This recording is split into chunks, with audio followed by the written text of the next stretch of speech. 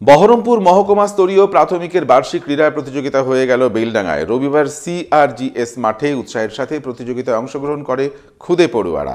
মনোবীক্ষণ polyclinic, চিকিৎসার জগতে এক দশক। এখন এখানে সব বিষয়ে ডাক্তারবাবু একসাথে তলায়।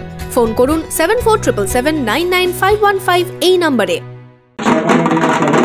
চক্রস্তরীয়ের পর এবার মহকুমা স্তরীয় ক্রীড়া প্রতিযোগিতায় অংশ নিল খুদে পড়ুয়ারা।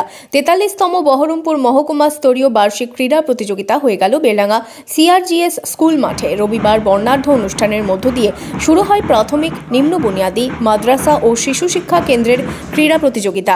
এই দিন প্রতিযোগিতার সূচনা করেন জেলা পরিষদের সভাধিপতি রুবিয়া সুলতানা, বেলডাঙ্গার বিধায়ক হাসানুজ্জামান, রেজিনগরের বিধায়ক রবিউল আলম চৌধুরী, ভরতপুরের বিধায়ক হুমায়ুন কবির সহ বিশিষ্টজনেরা। ছেলে মেয়েদের যে দৈহিক মানসিক বিকাশের একটা পরিবর্তন ঘটে বলে আমরা মনে করি এবং তার জন্যই এই খেলাগুলোর আয়োজন করা হয় সেটা। এবং আমাদের রাজ্য স্তরে আমাদের মুখ্যমন্ত্রী যথেষ্ট যে কোনো জেলা স্তরের বলুন, রাজ্য স্তরের বলুন, ক্রীড়া প্রেমীদেরকে উনি ভালোবাসেন, পছন্দ করেন এবং এগিয়ে যাওয়ার জন্য, সমাজকে এগিয়ে নিয়ে যাওয়ার জন্য বার্তা দিয়ে থাকেন। এদিন দৌড় থেকে high jump, long jump, gymnastic সহ বিভিন্ন প্রতিযোগিতায় উৎসাহের সাথে অংশগ্রহণ করে প্রাথমিকের পড়ুয়ারা। এখানে সফল প্রতিযোগীরা আগামী দিনে জেলা স্তরের প্রতিযোগিতায় অংশগ্রহণ করবে।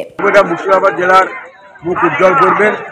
পাশাপাশি আরেকটা জিনিস আমরা দেখছি, খেলাধুলার প্রতি বাচ্চা ছেলেদের মেয়েদের একটু অনীহা দেখা দিয়েছে, কারণ এই মোবাইল নিয়ে মানুষ আজকে ব্যস্ত থাকছে।